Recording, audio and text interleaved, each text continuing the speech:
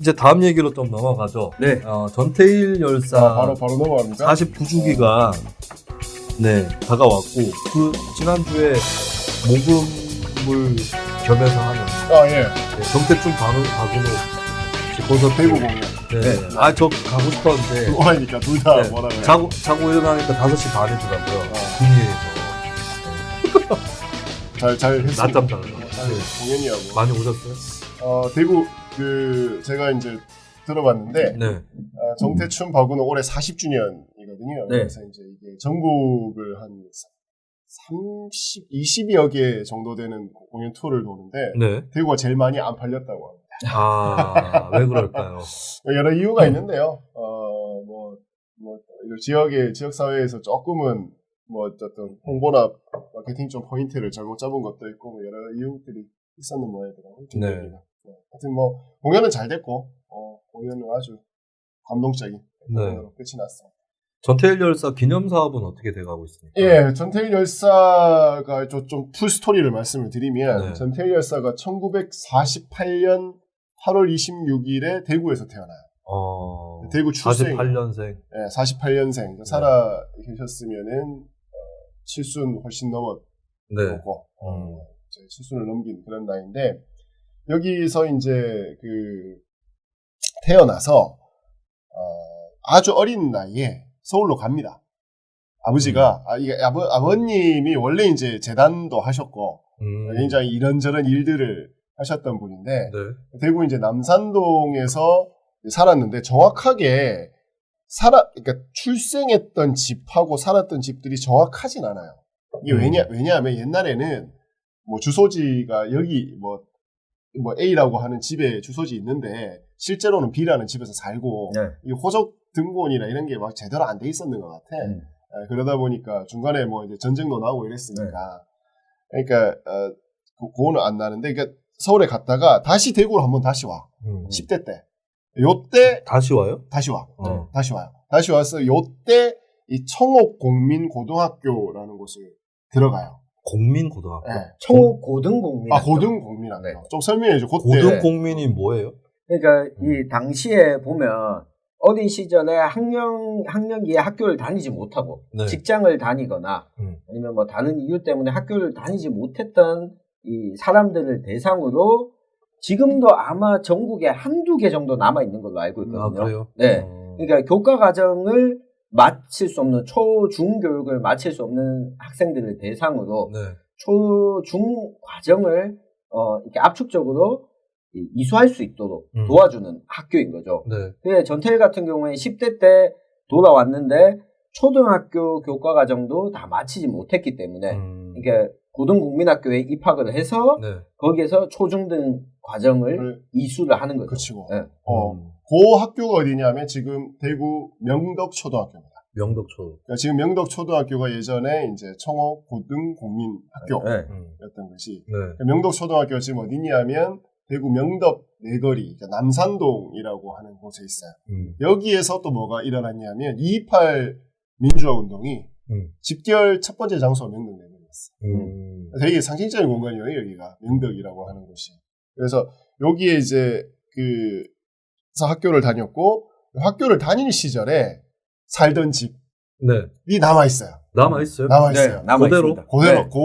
요 집이 남아있어요. 누가 살고 계세요? 누가 살고 있어요. 그러니까 요 집이 이때가 이제 전태일 열사의 일기를 보면 자기의 인생에서 가장 아름다웠던 시절로 표현이 됩니다. 대구에서 2번 살았는데 학교를 다니던 그 시기. 대구 1기 말고 2기. 그러니까 10대 때? 그렇지. 10대니까 10대고 자기가 학교를 다니던 시기인데 네. 학교를 다니던 시기가 가장 아름다웠던 시기로 묘사가 돼요. 대구에 있었던 시기를.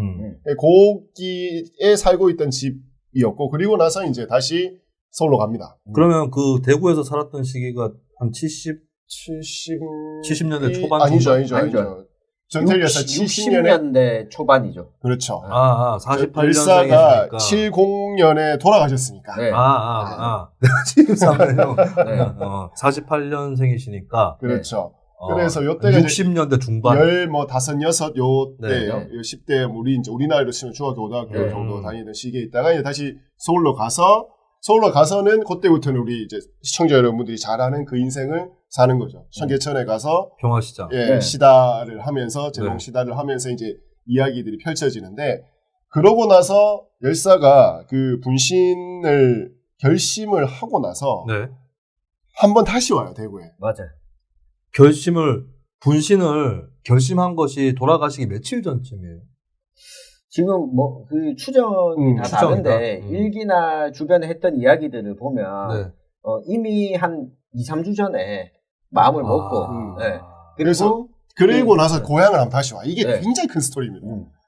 전태일 열사가 고향을 온다. 고향을 와요. 분신 전에. 대구에. 네, 분신 전에 대구에 어. 와서 누구를 만나느냐? 이거 예전에 굉장히 영화는 재미는 없었는데. 네. 아름다운 청년 전태일. 아니, 그거 말고, 라스트 데이즈라고. 뭐야 그? 커트 코베인. 너바나의 아. 커트 코베인 죽기 전날의 그 과정을 담은. 예, 되게 재미없어요. 예, 근데 전태일의 마지막 날.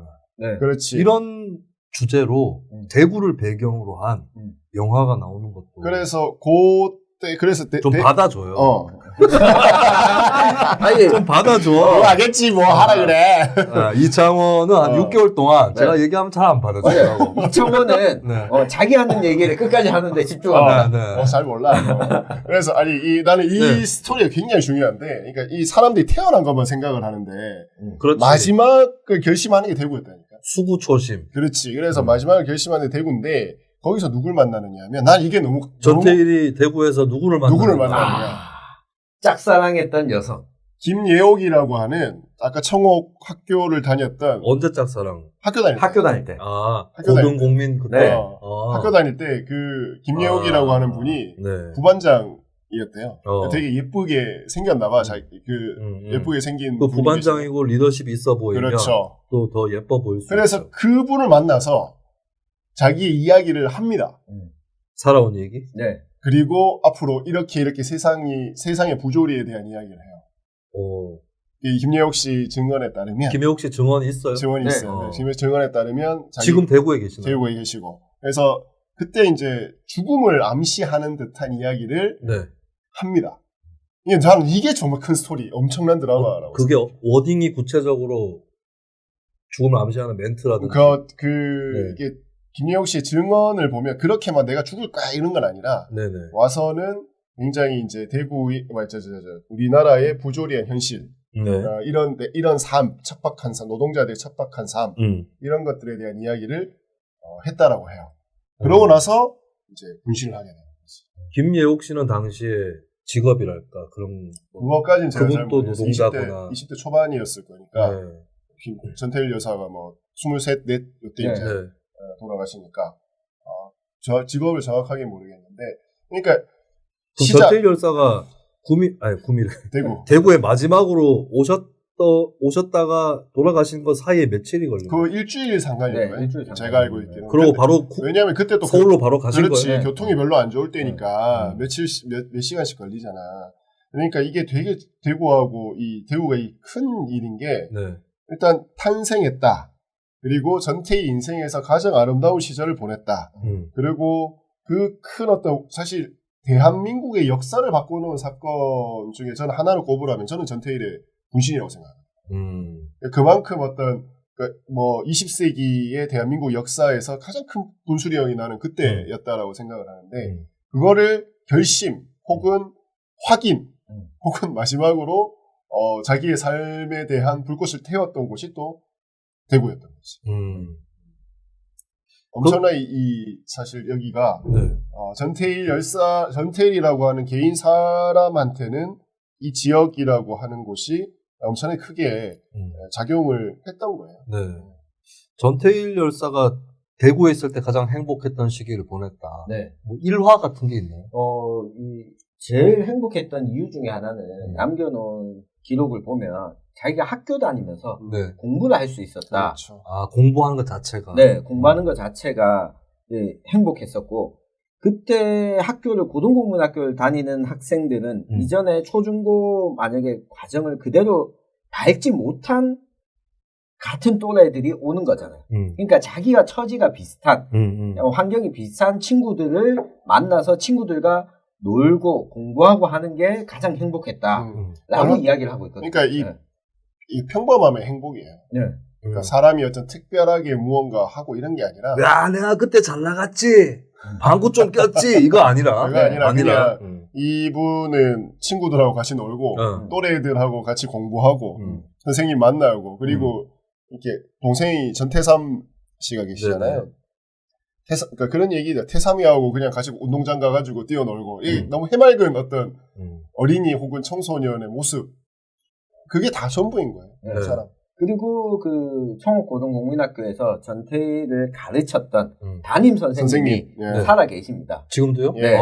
그러니까 그때 그분도 부임해서 얼마 안 됐던 젊은 교사였던 거고 그래서 지금 살아 계시고 이분과 또 전태일 열사가 돌아가시기 전에 만나고 갔다고 하는 대구의 친구 김예옥 씨도 대구에 계시고 그래서 이분들을 함께 전태일 열사와 관련한 이야기를 하는 자리를 이창훈 대표가 활동하고 있는 인디 053. 인디 053이 아닌 전태일과 친구들. 전태일의 친구들. 전태일의 친구들. 그래서 이제 올해 이제 대구가 이제 이런 스토리를 가지고 있었는데 이전까지 지역 사회에서 전태일이라고 하는 사람을 제대로 조명을 못했던 거죠.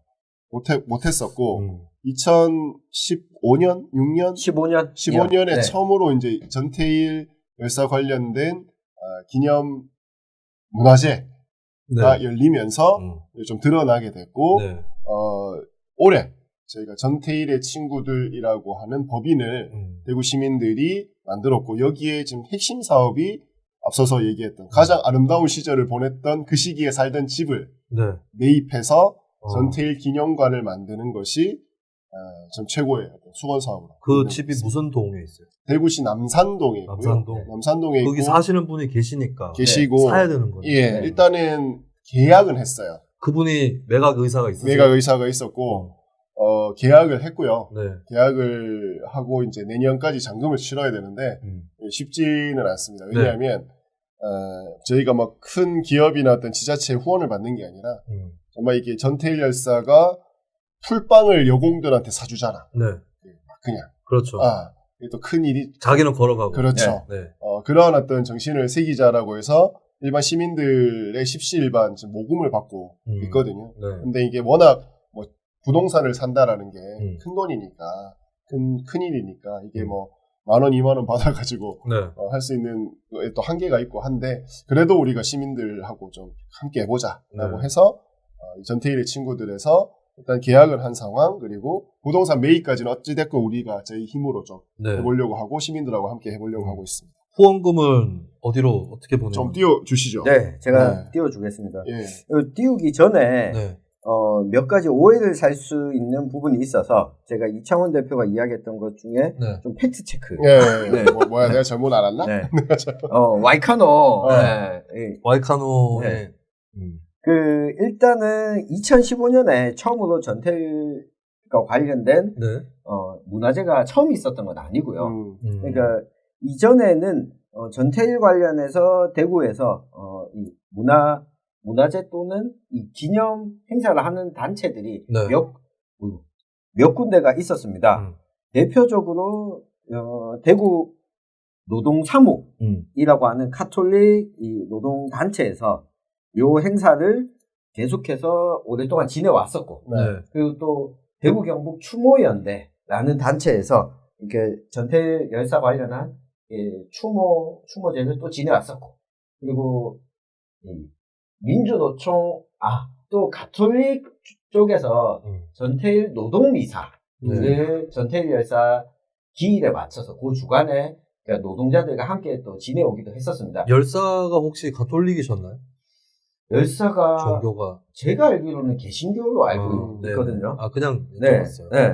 근데 이걸 지내오다가 대구 시민사회 단체들이 주축이 돼서 왜 이걸 전태일과 관련된 이야기는 그러니까 노동계뿐만 아니라 시민사회도 중요한 이야기인데 왜 이걸 시민사회에서는 그동안 좀 하지 않아 왔던가라고 해서 노동 관련한 단체들뿐만 아니라 시민사회 단체들이 합류하게 된 게 2015년. 2015년이었고 네. 그때 일기 전태일 대구시민 노동문화제를 공동 주최했던 곳이 뉴스민이었습니다. 그렇습니다. 네. 뭐, 결국에는 갈대기로. 팩트 체크는 뉴스민의 갈대기를 하기 위한 네.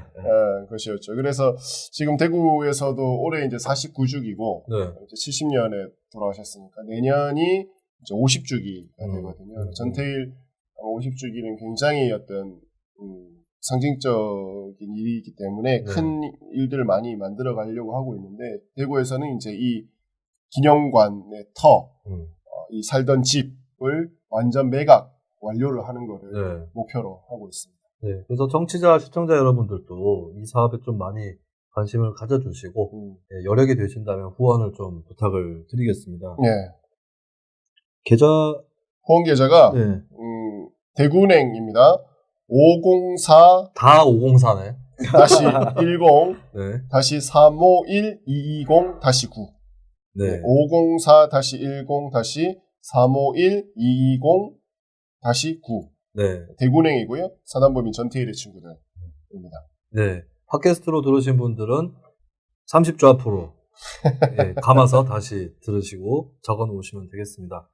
저는 영화 박하사탕 생각이 나요. 농협도 있어요, 저희 잠깐. 농협도 맛있어요. 지금 영화 박하사탕 얘기하고 있는데 전집장이 이러고 있는데 농협도 있어요. 농협 중에 농협은 301-0253-2777 7이 3개입니다. 2777-51 네. 301-0253-2777-51 농협 네. 사단법인 전태일의 친구들. 네, 농협 대구은행 두 계좌 중에 한 군데를 활용해 주시면 되겠습니다. 자, 방금 박하사탕 네, 영화 생각이 났다는 게 거기 보면은 이제 설경구 그 등장인물이 영호였나요? 영호가 네, 영호일까요? 네, 맞아요. 영호가 야학인가? 야학이었을 거예요. 야학입니다. 네, 일을 하는 과정에서 야학에서 만난 사람들과 소풍을 가는 어디 나들이를 가는 장면이 나오거든요. 맞아요. 그게 어쩌면 전태일 열사가 고등공민학교 때 시절 또 그런 추억들이 있지 않을까. 좀 그런 느낌이 들고 이제 김계옥 선생님? 김예옥 김예옥 선생님 얘기를 들으니까 이제 설경구 영호의 기억 속에 있던 문소리. 이런 사람들이 또 생각이 나는 것 같아요. 그래서 박하사탕이라는 영화 생각이 났는데 저는 전태일의 대구에서의 삶이 영화로 제작되면 좋겠다는 생각이 듭니다. 그러니까 일단은 뭐 시작은 서울에서 기차를 타고 대구로 내려오는 장면으로 시작하는 거죠. 박하사탕이네. 그렇죠. 그리고 그 중간중간에 어렸을 때 대구에서 보냈던 기억들이 중간중간 들어가고 이제 전태일의 그 마지막 나날에 대구에서 또 보냈던 그 며칠 있었던 거예요? 마지막에? 하루예요? 네. 보러 간 거예요. 네. 그러니까 죽기 전에 마지막으로 보고 싶었던 사람이 김예옥 씨. 네, 그런 장면들을 해서 영화로. 그 끝은 뭐 이렇게 마지막에 분신하셨던 장면은 저는 안 들어가도 될 것 같아요. 오히려 서울역에 내리거나 기차로 타고 돌아가는 그런 걸로 해도 좋겠네요. 전태일 열사 영화는 한 편이 나왔나요, 지금까지? 아름다운 청년 전태일. 네. 한 편이죠. 그 감독이 누구였죠? 갑자기 생각나냐? 감독이 박광수? 박광수. 맞을 거예요. 네.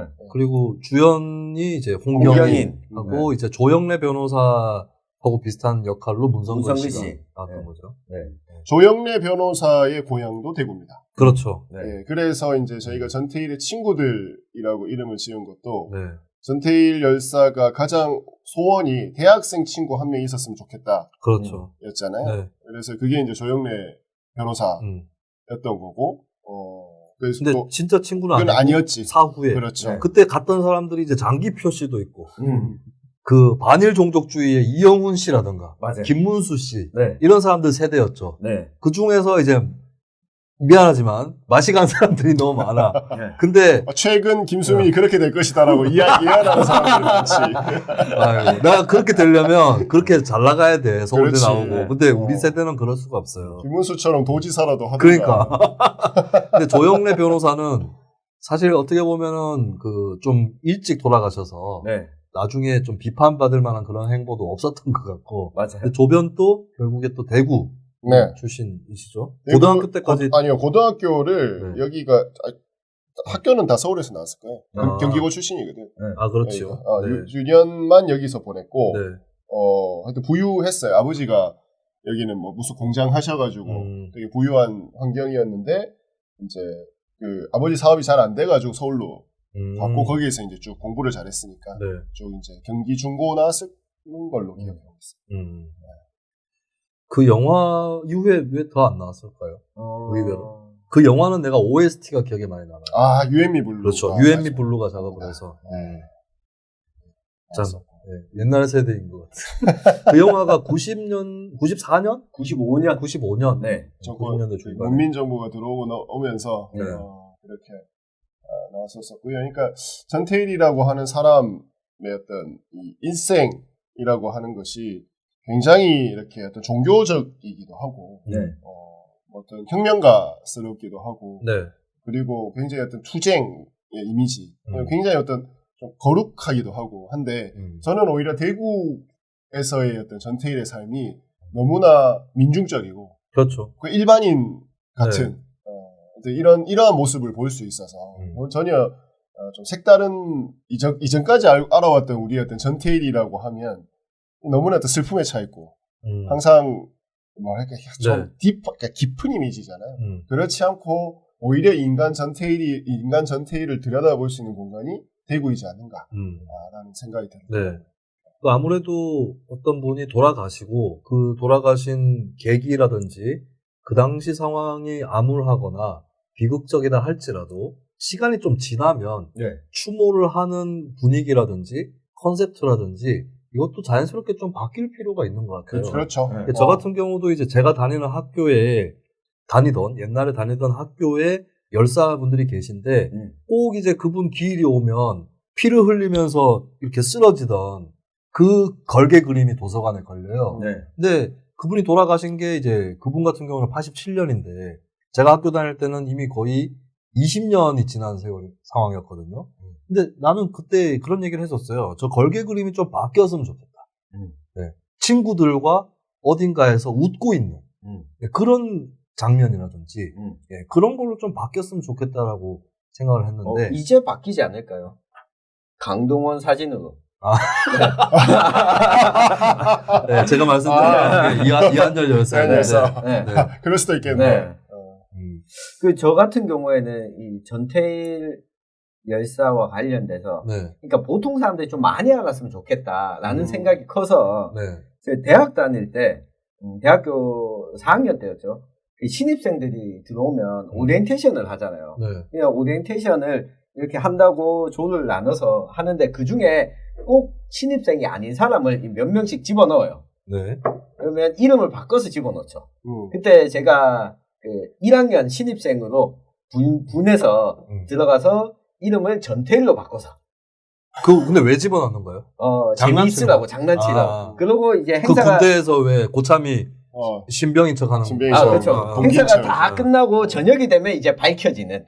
누군지 찾아내는 거죠. 누가 신입생인지. 그럼 늙어 보이면 다 찾아내지. 근데 저는 발각이 안 됐습니다. 여하튼.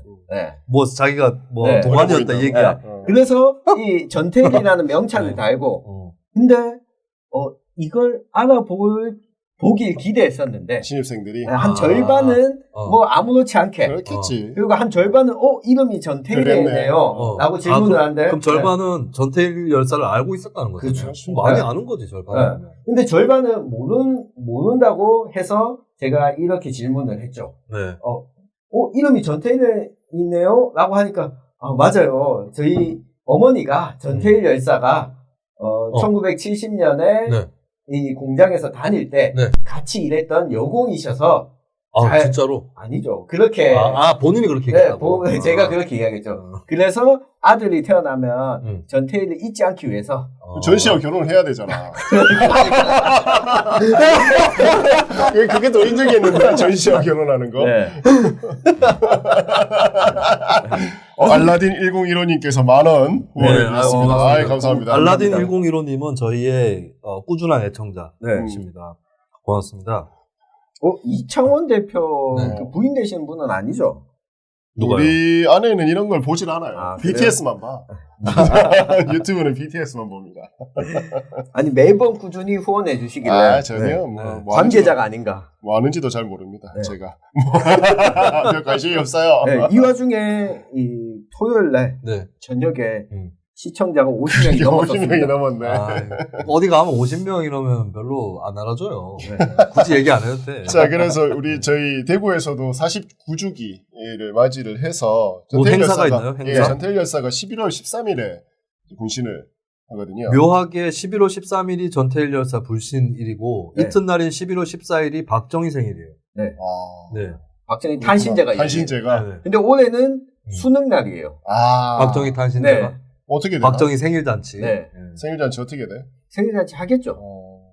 그래서 지금 11월 13일에 김상봉 교수 전남대 거리의 철학자로 불리시죠. 오셔가지고 이 전태일 삶의 의미에 대한 강연, 토크 콘서트가 열리고요. 이때 11월 13일 당일요? 11월 13일 당일에 몇 시 어디서 6시 반에 국가인권위원회 대구인권사무소 지하 1층 교육센터에서 지금 열립니다. 지금 아마 포스터 나가고 있는 걸로 있죠. 그리고 이때 이희규 아까 그 청옥학교 선생님 나오시고요.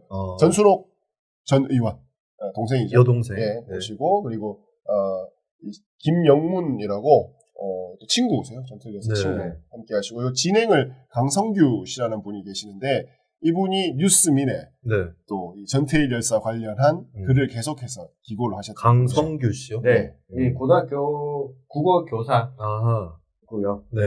그리고 노동영화 특별전도 열립니다. 11월 16일, 17일 양일간, 16일 토요일, 17일 일요일 양일간 열리고요. 오극장. 대구의 독립영화 전용 극장 이름입니다. 그 좌석이 55개라 가지고 오극장이에요. 55석이라서. 거기 자리에 어디 보면 이창원 이름이 써 있나요? 인디 053? 53번 자리가 인디 053. 503 된다 잘못하면. 그 오극장 만들어질 때 좌석 하나당 그 후원을 받았거든. 그래서 후원한 사람들을 이제 그 자리에 넣어주셨는데 저희가 53번. 제가 처음에 아니 차라리 55번을 달라. 끝번을. 아니 그래야지 뭐 중간 번호 하면 잘 모르지 않느냐 하니까 053이라서 53번 했다고. 노동영화는 뭐 나와요? 미안해요 리키와 또 언더그라운드, 깃발 창공 파티 세 편이 그 상영이 됩니다. 또 언더그라운드를 감독한 김정근 감독과는 지휘 감독과의 대화 시간도 있다고 하네요. 언더그라운드가 무슨 내용이었더라? 언더그라운드가 김정근 감독이요? 나 옛날에 노동영화제라고 아직도 하나요? 그 노동영화제라고 갔는데 제가 뭐 비디오를 뭐 샀어요. 현장에서. 집에 와서 봤더니 다른 영화가 나오고 화질도 개판이고 제가 노동운동판에 평화를 위해서 참았는데 오늘 와서 얘기합니다. 언더그라운드. 미안해요 리키는 켄 로치 감독. 깃발 창공 파티는 켄 로치 감독이에요? 미안해요 리키. 깃발 창공 파티는 KC. KC도 영화 만들었어요? 영화의 주인공으로 등장하죠. 누가? KC. KC가. 조합원들이. 제가 시의원되고 첫날 했던 행보가 KC 문화제에 가가지고 발언하고, 그리고 이제 그 노래를 불렀어요. 락을 불렀다고 제가. 살짝 올드한 락을 불렀는데 그러고 나서 구미 경찰서 뭐 이런 관계자들이 저한테 직접 말은 못하고 제 인맥을 통해서 제발 그 파업 현장에 가지 말아달라. 노래하지 그리고 마라. 가더라도 노래하지 마라. 노래하지 마라. 노래하고 발언 좀 안 하면 안 되냐. 민원 들어온다. 시끄럽다고. 내가 이렇게 얘기했죠. 이렇게 얘기를 했었죠. 하여튼 그 시청자 여러분들 또 청취자 여러분들 아름다운 대구 청년 전태일 교수는 깜짝에 있다. 그래서 대구의 이 전태일 기념관 건립에 좀 많이 관심을 가져주시고 후원도 좀 많이 해주시기 바라겠습니다. 그 전태일 열사가 처음에는 굉장히 열악한 하급 노동자였다가 좀 올라가죠. 지위가. 그게 돈도 꽤 벌고 맞아요. 오늘날로 치면은 뭐 중간 관리자 정도. 그렇죠. 네. 처음에 시다였다가 시다고 재봉사가 있고 재단사가 있어요. 네. 재단사 지위까지 올라가게 되는데 재단사가 되면 재단사가 최고 갑이에요. 네. 그러니까 오늘 일할 분량을 분배해주고 얼마만큼 일해야 되는지를 알려주고 나눠주는 역할을 하게 되는 거죠. 나눠주고 자기는 털고 일단? 네. 이거 감시하고, 네, 감독하고 네. 그리고 작업을 하다가 재봉을 하다가 옷감을 일부 버리게 되면 재단사 가서 혼내주고 이렇게 낭비하냐고 이런 역할을 맡는 게 사실 전태일 그렇죠. 일의 위치였는데 오히려 업무가 덜 됐는데 일을 덜 마쳤는데 야 피곤하니까 오늘 집에 가서 쉬어 눈 좀 붙여 라고 했다가 사장이랑 사이가 나빠지게 되고 오히려 그냥 적당히 했으면 사장이 아끼는 그런 친복 복심이 될 수도 있네요. 그리고 거기서 조금 더 가면 본인이 그런 형태의 공장을 하나 차릴 수도 있죠. 그렇죠. 그런 분들 굉장히 많았고 그 당시도 뭐 평화시장도 그렇고 대구에 또 뭐 서문시장이라든가 이런 곳에서도 그런 간의 수공업 형태의 공장들이 굉장히 많았고 그리고 그때 경기가 뭐 쫙 올라갈 때니까 그러니까 지금 이제 전태일이라고 하는 사람이 뭐 그때 삶을 되돌아보면 그러니까 살아있다라고 생각을 해보면 지금 한 70대에 자수성가한 그렇죠. 그런 사람이 됐었을 수도 있어요. 굉장히 행복하게 손자 손녀들 보면서 그렇게 사셨을 건데 그런 선택을 한 거죠. 저 지역 사회에서 보면 최근에는 이런 사람들은 거의 없을 거라고 보는데 나이 한 70대 정도 되신 분들 중에 진짜 시장에 노점에서 시작해서 건물주가 되신 분들이 그 나이 때는 계시거든. 그러니까 전태일 열사도 그냥 뭐 이렇게 살아갔다면 그 정도 되지 않았을까. 그 성실함과 어떤 스마트하잖아요, 이분이. 굉장히 똑똑하신 분이거든요. 그러니까 교육에 기회가 없었을 뿐이지. 굉장히 기본적으로 스마트했기 때문에. 썼던 뭐 일기 편지 이런 것들을 보면 논리 구조라든가 사고의 어떤 폭이라든가 이런 것도 굉장히. 근데 저는 전태일 사상의 핵심이 뭐냐면 자기가 지위를 어느 정도 보장받은 노동자인데도 불구하고 그 위를 보지 않고 밑을 봤다는 거거든요. 그러니까 오늘날의 노동시장 구조를 다들 아시겠지만 정규직, 비정규직이 과연 같은 계급인가 싶을 정도로 엄청나게 벌어져 있고 그리고 사실은 우리가 정규직, 비정규직 얘기를 하지만 더 심각한 것은 대기업, 중소기업이에요.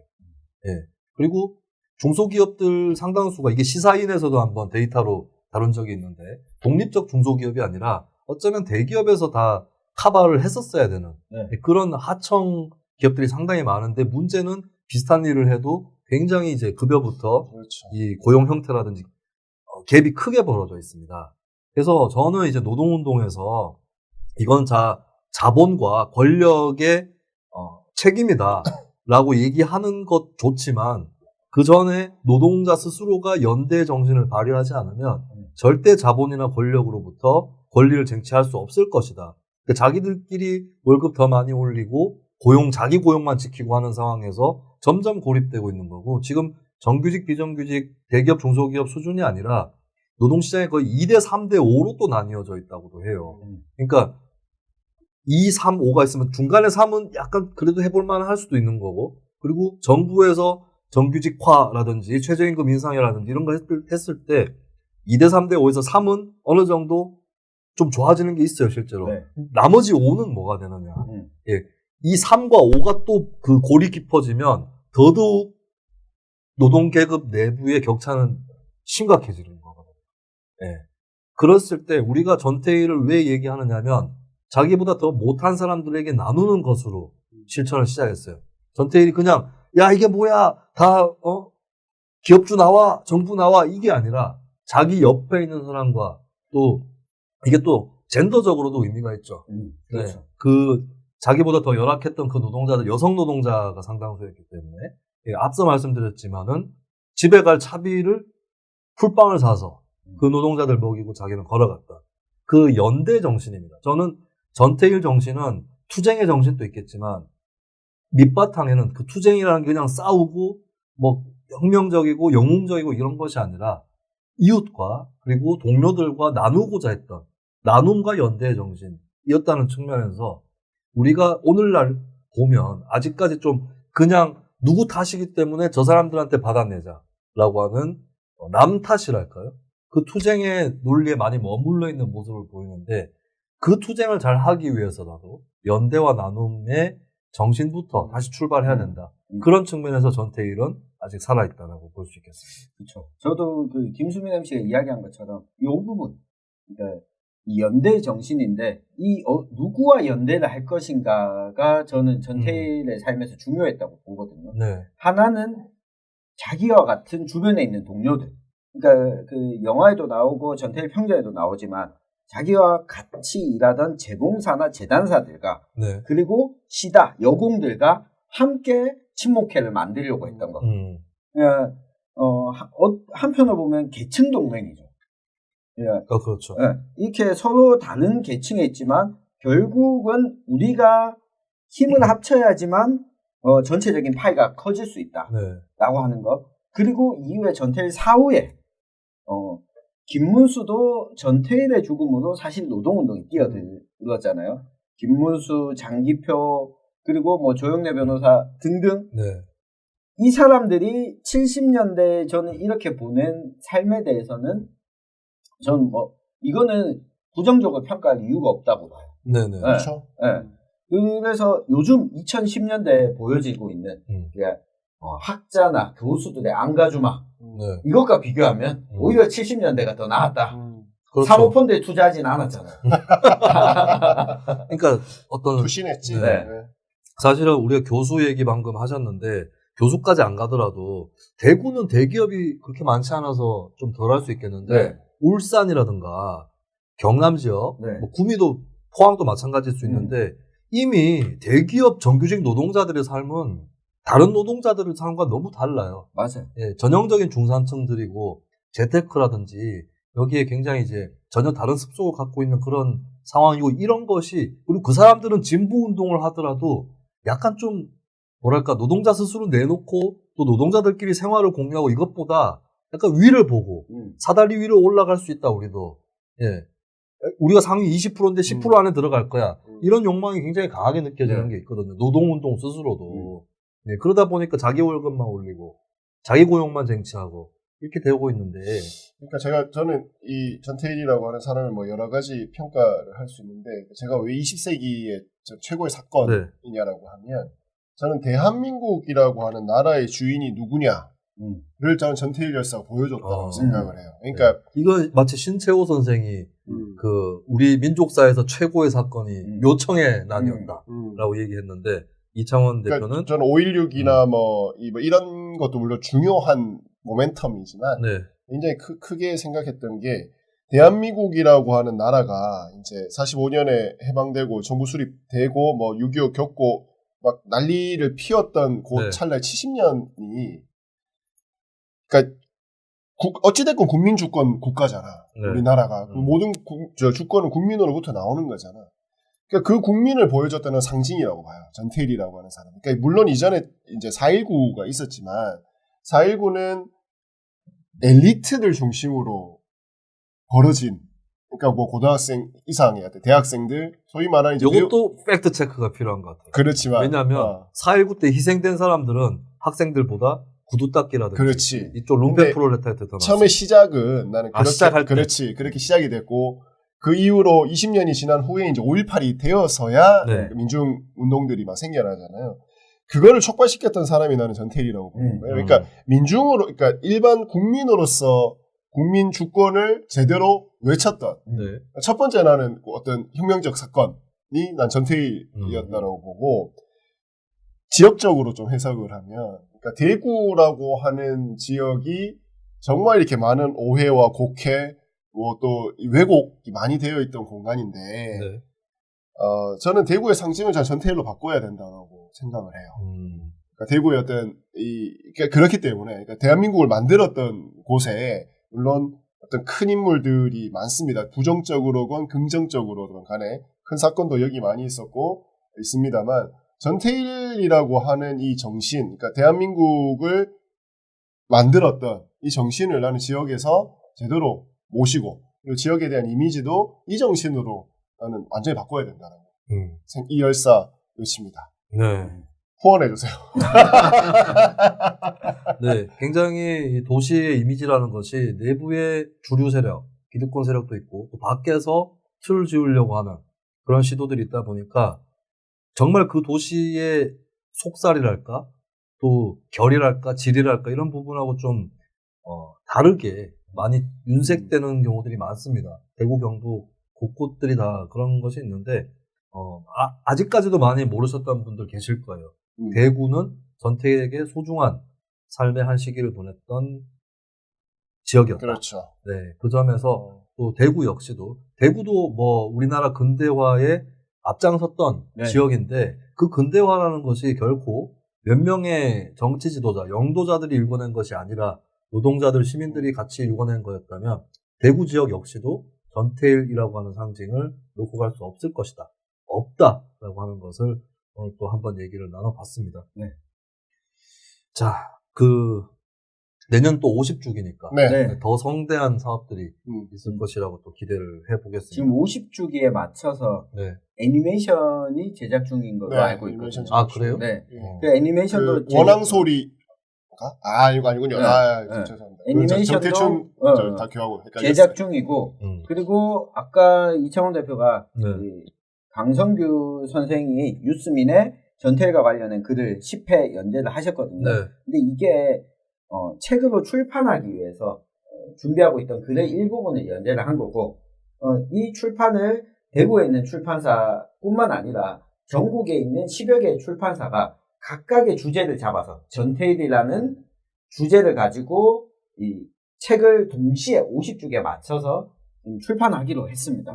그러니까 청소년들을 위한 전태일, 또 이게 30, 40대를 위한 전태일, 네. 이런 식의 그리고 주제 의식도 다 다르게. 그러니까 아마도 내년에는 전태일과 관련된 문화적인 컨텐츠들도 상당히 그렇죠. 많이 나올 거고, 네. 그리고 이 의미를 되짚는 자리도 여러 열릴 것 같습니다. 하나만 좀 더 붙이면 대구가 전태일이라는 사람이 태어난 곳이기도 했지만 대구가 6.25 전쟁 이후에 전태일 이전에 자발적인 노동운동, 노동쟁의가 일어났던 곳, 전국적으로 자발적 노동운동, 대한노총에서 나와서 새로운 노동운동 단체를 만들고자 시도했던 곳이 또 대구기도 했습니다. 네. 구체적인 건 재미가 없으니까 나중에 나중에 더 네. 재미있게 네. 준비해서 말씀드리겠습니다. 정말 이렇게 가깝게 전태일 열사를 좀 느낄 수 있게 그렇게 시민 여러분들 많이 도와주시기 바라겠습니다. 그러니까 대구에 최근에 굉장히 많이 변화하고 있거든요. 우리 지역도 많이 변화하고 있습니다. 그래서 이런 변화에 또 박차를 가할 수 있는 그런 또 계기가 될 수 있지 않을까 싶고 내년이 5.18 40주기 기도 하고 그러니까 광주에서는 아마 5.18 40주기가 가장 큰 그렇죠. 광주 전남에 뭐 물론 국가적 행사이기도 하겠지만 큰 일 중에 하나일 거고 4.19 60주기 내년이네요. 2.28 60주기 큰일 났다. 이게 영단위에 뭐가 많네. 네. 그러니까 내년에 좀 대구에서는 전태일 열사와 좀 이런 달빛 동맹도 그런 걸 했으면 좋겠어. 달빛 동맹, 광주 더하기 전태일. 광주와 전태일, 뭐 대구의 5.18 뭐 이런 식으로. 그래서 그런 작업은 몇 년 전부터 좀 있었어요. 광주의 윤상원과 대구의 전태일과 그 정신을 서로 기록하고 서로 교류하는 자리를 좀 만들자. 이게 아마 내년에 좀 더 큰 행사로 나올 것 같아요. 알겠습니다. 내년에 더 기회가 되고요. 여하간 11월 13일 전태일 열사 49주기를 맞이해서 전태일 열사와 대구에 대한 얘기 나눠봤습니다.